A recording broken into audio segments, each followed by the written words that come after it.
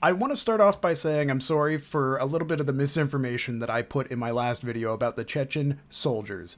Essentially, they are still in Ukraine, they are still doing their thing, but there's a little bit more to the story than there was before. So let's kind of go over what I talked about previously and then add to the corrections there.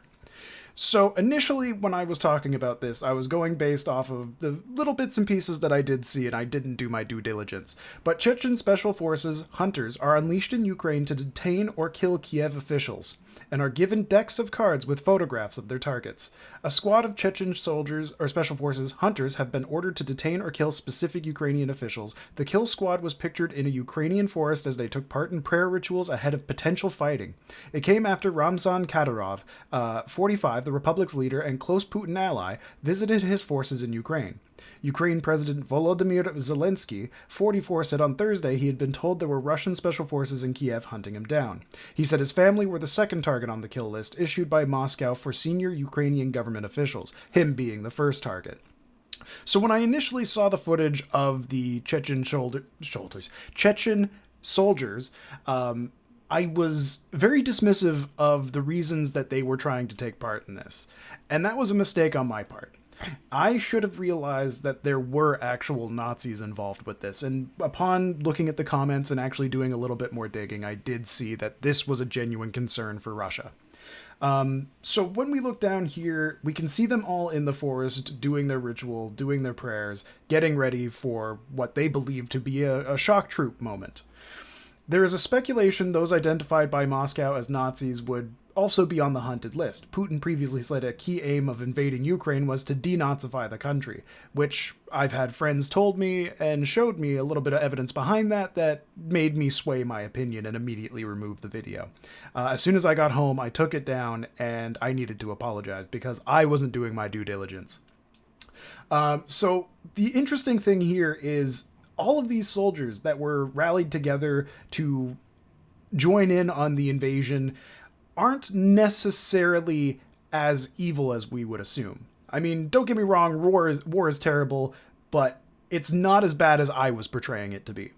So when we take a look here, there's actual video from Grozny, Chechnya, that was sent to him by a local source of thousands additional troops that are going in. So let's take a look and just see what's going on here. Let's get a better view of this, because these are the additional troops ahead of what I had showed you in the previous video. So as you can see, they are rallying together. They are going to be forming a little, I guess, battalion of troops that are going to be heading to Ukraine. But the interesting thing about this is what he had to say about it. What was his name? Oh shit, why did I forget his name? Oh god. Ramzan Kadyrov. He made a video actually explaining that he did not want to fight against Ukraine. He essentially is under the impression that he was a shock troop. It was meant to scare and breed terror into the Ukrainians. And he also went on to talk about how he wasn't trying to go for civilian casualties, which in my mind still makes me believe that they are going after the Ukrainian officials, which would make a lot of sense because it would seem strange to just use the Chechens as kind of a deterrent by using fear when they're so skilled in what they do. In this video here, he actually goes a little bit more into it, but it's hard to say how much you're supposed to believe from either side in this perspective, because it seems to be a war of propaganda between the two sides, or it's more of a war of information at this point. But let's at least give him the benefit of the doubt and let him explain his side of things a little bit. Абсолютно сегодня забрать Киев или Харьков или другие города абсолютно нет проблем. Просто есть задача, которая должна выполнить беспотерно. Вот каждая жизнь человека дороже, и поэтому вот так аккуратно проводить специальные мероприятия абсолютно. So the interesting thing is, I do believe he doesn't want Ukrainians to die, but I also believe he is sent there to kill officials. But it's also kind of weird because these soldiers aren't really known for their humanitarianism. So it's hard to believe just how much of what he's saying is completely true, but I figured it would be best for me to include it in the video this time so that you can determine what you believe from it.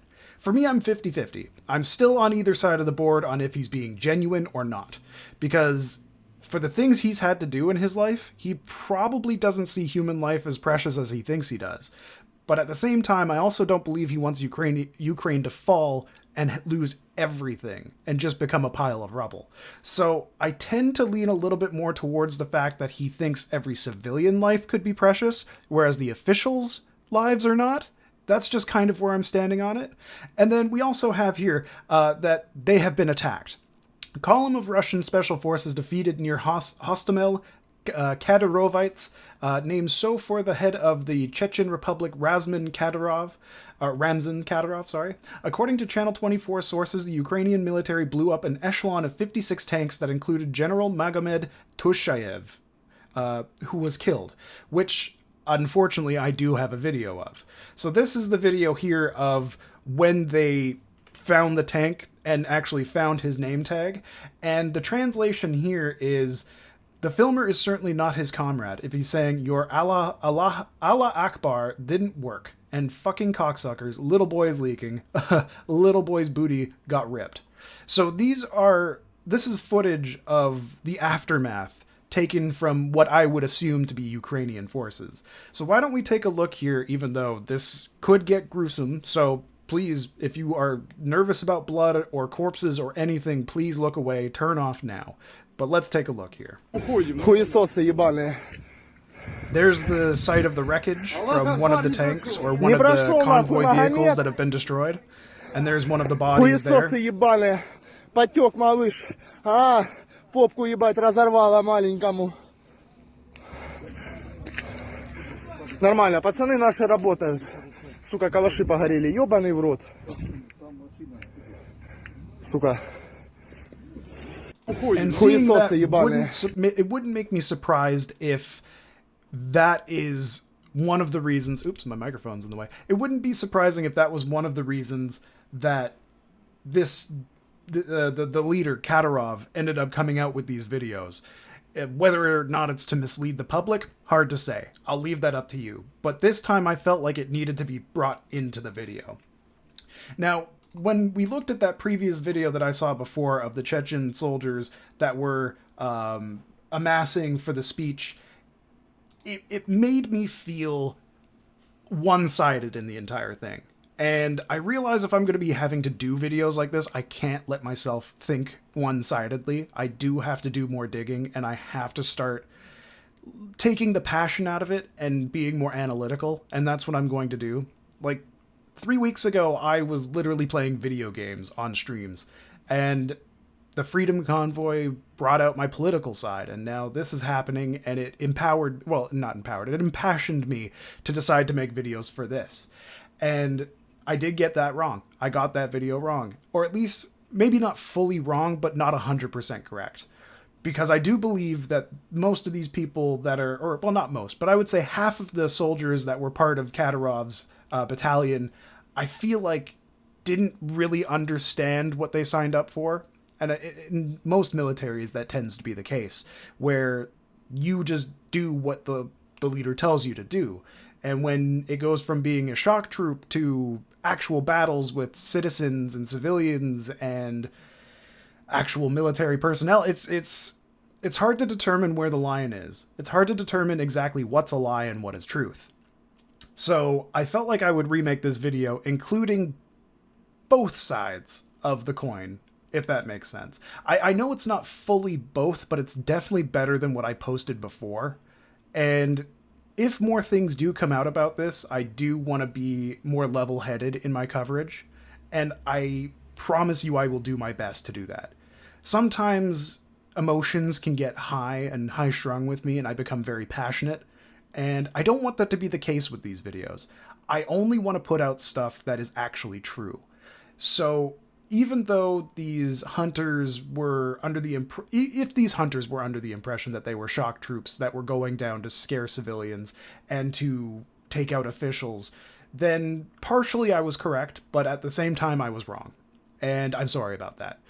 But if this ends up being the case where they are going into Ukraine and they start having to pick up arms against the citizens because the citizens are armed, it no longer becomes a battle between a soldier and a civilian. It becomes a battle between a soldier and a militia, because arming the citizens pretty much turns them into a meat shield at that point.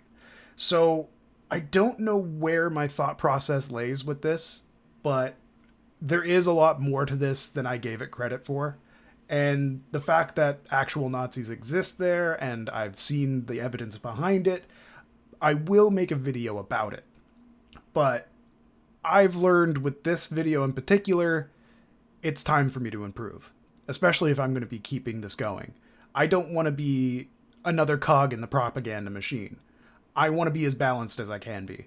And I feel like at least including his side of things and his takes on this, I gave it a better shot than I did previously. Anyways, guys, I hope you can forgive me for the mistake of my previous video, and I hope you'll stick around for some more coverage. But yeah, I'm going to do a lot better than I did for that one. Anyways, guys, love you all. See you all next time. Bye-bye.